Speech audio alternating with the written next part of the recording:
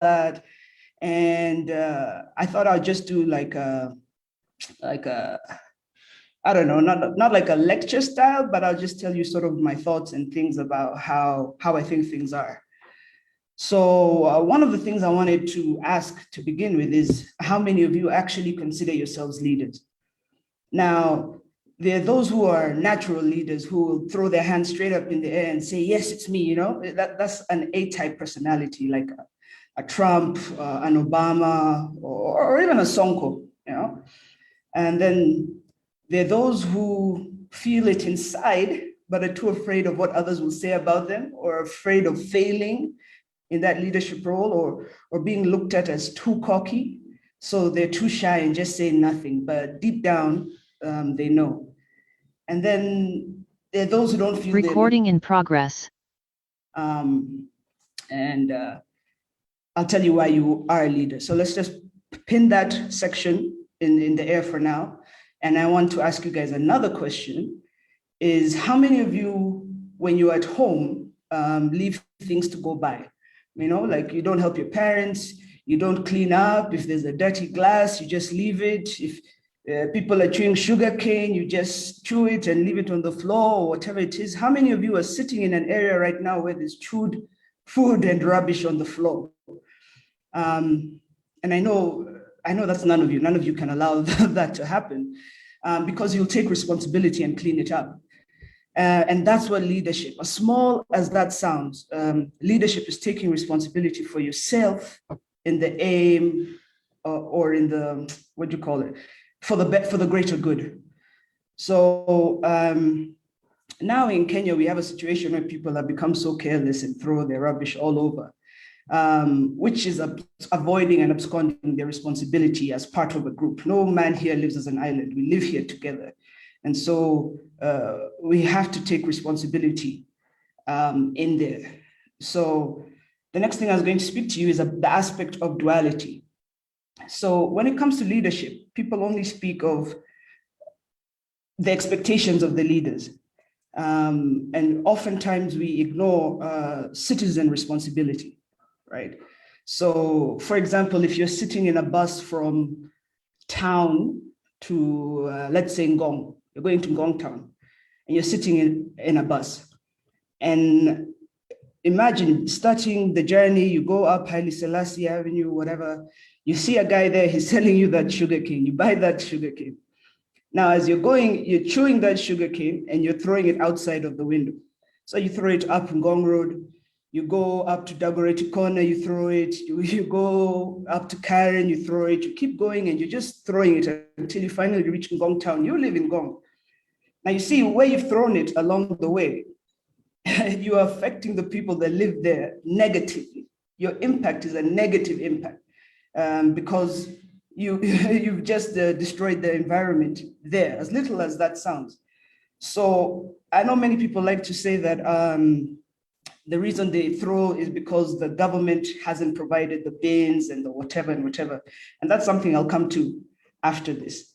But the first thing I'm speaking of is individual responsibility, right? As a citizen. So that's the rubbish part, but there are many other things that I'll tell you. So now you go to your elected leadership. So we have an elected leadership, which the citizen have refused to hold accountable. So if you're living in an area, wherever you live, everybody has an MCA. So you have issues of local government, such as garbage collection, water, you name it, whatever it is. Now, people are very quick to write online that, this is not happening, this and this is not happening. You see, a leader, especially in this country, they've become so just unmoved by that. They just take it as negative propaganda. You're not forcing them to act. And what we have to do is force our leaders to act.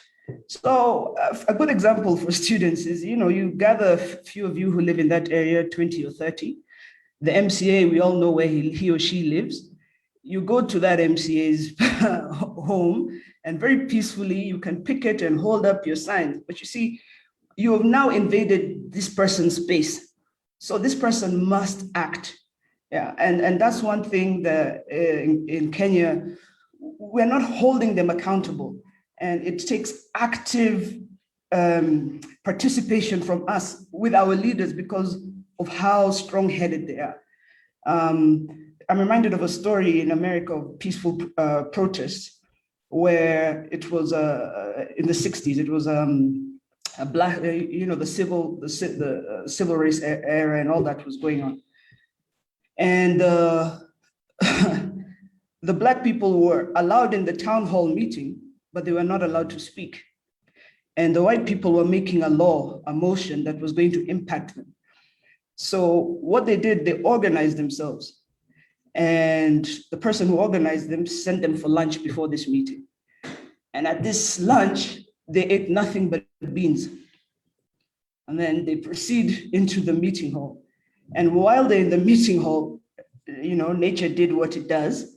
And the room was so smelly that meeting had to be stopped. You see, they're very smart and clever ways that you can actually protest and show your dissatisfaction without, injuring somebody or having a battle with the police. So that's just a story. And the students, I know you guys have heard of the Stanford prison experiment. You may have heard of it or you haven't heard of it, but you should read it. But the long and short is that they did an experiment where they put students in a prison setting with half of them being police officers and the other half were the prisoners.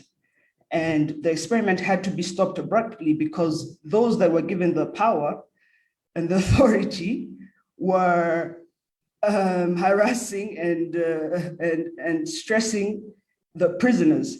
So it's something about power, that when people are given absolute power with no accountability, they sort of do what they want. And so we must actively hold our leaders into account. Now, basically, what is leadership, right?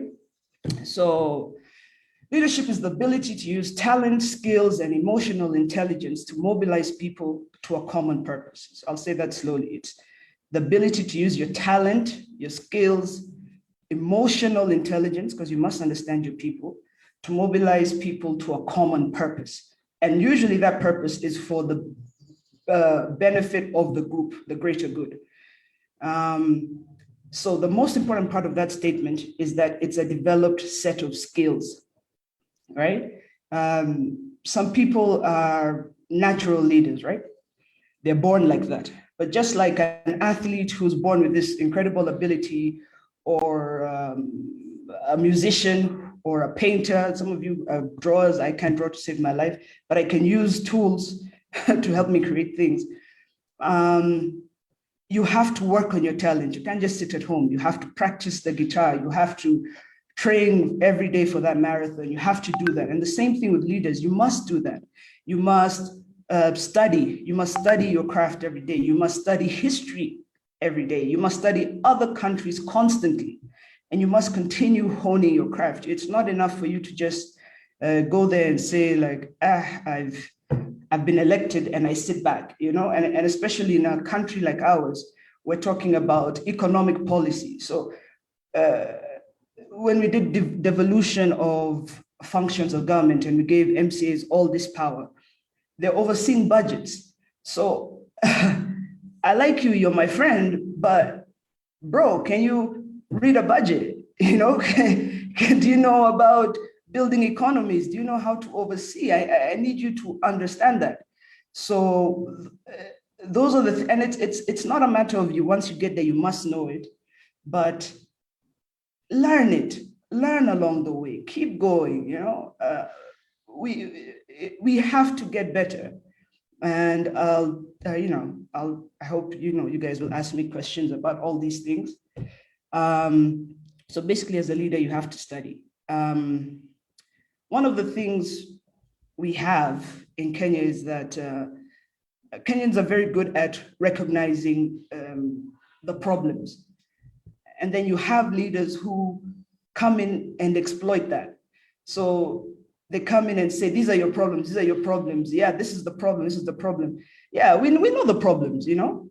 It's not enough to recognize the pains and struggles of your people if you're a leader. Everyone can do that. We must be able to come up with solutions. So we don't need to be told our problems because we live here. You know, nobody in Kenya likes the garbage, the dust, the noise, the poor health system, the fact that you guys, even as university students, you don't even have money for a Friday night, you know. We know the problems. Nobody likes to watch people go hungry or to suffer or the murder rate going high or stealing. What we want is for them to be fixed.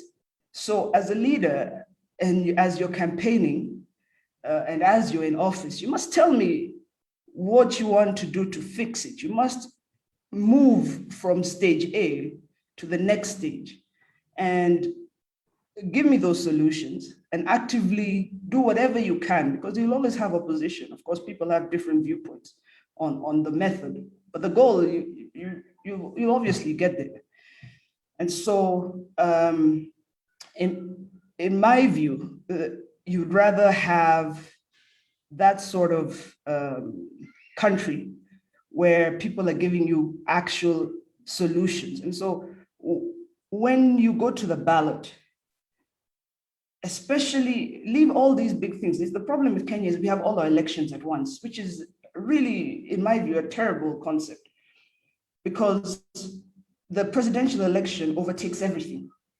So it now becomes a thing of saying 6-piece, you know, vote for the party, vote for what, or, you know, it just becomes clouded. But the presidential election, yes, it's important, but for my day-to-day living, what's more important is the local government election. And that is what deals with our issues of the day. And so when you go to the ballot, if the best system would be if you could split those elections. Let's say you do 3 at once. You do presidential, parliamentary. Yeah, parliamentary would also mean the women rep. Do that as one. And then you do 2 years later or a year later, you do governors, MCAs, and what's that? I've forgotten the third one. Senators. Okay. So when you separate that, so now when it comes to that local government election, they have to be accountable to the people. Yeah. So you have to you have to come here and don't talk to me about a coalition. Don't talk to me about Baba. Don't talk to me about anything. You tell me you want to be elected here now. We already sorted out that election. What are you going to do for me now? So there's clarity, and then people can hold them accountable, you know. They don't sneak in, because we have a lot of people who sneak into office that way. A few tips I wanted to give you guys was how do people become great leaders? I think there are about 8 options. The first is that the person has to be humble. You must have humility. Kenyans love that. Kenyans don't like boisterous. They don't like big chest thumpers. They want humility. You must have empathy. You must understand your people, the people of the group you're trying to lead, and you must sympathize with them. You must be resilient. So you'll have setbacks and you'll have things that will happen to you, but once you're knocked down, can you come back? You must be resilient. You must have self-awareness. How do my actions affect others? And then from there, you must have self-reflection. You know, actually, I did that. Was that the best thing for me to do? After that, also, you have to have the ability to create a team where people can question and argue with your assumptions. That's a very important thing. Many people in leadership get there, and that's why they fail. They don't like to listen, and they don't like to be told they're not doing that the right way. And finally, you must be willing to take a risk, because the ambition for the greater has become greater for you than the ambition for you. So let me repeat that. So you have to take a risk because what is best for the larger group is more important than what is best for you as a person. So you must be able to do that. So that's pretty much what I was going to talk about. One of the other things I was going to tell you guys was how our system has changed over the years. So in the old days, you'd have Lolongo style, where you go to the ballot, you line up, everybody can see who won, and bam, we vote for the person. Bye bye, see you again in 5 years, right? So people would cede the power to their leaders and trust that they had their best interests at heart, which is a bit naive, but what's hope without a little naivety, So today, however, voters have front row seats to what their leaders do. A speaker in an assembly is beaten up, a governor dabbles in drug trafficking, a county commissioner opens a bank account in his girlfriend's name, somebody pushing a wheelbarrow in a quarry in the night, bam, it's all there. But so it's become so much, and we see it, right?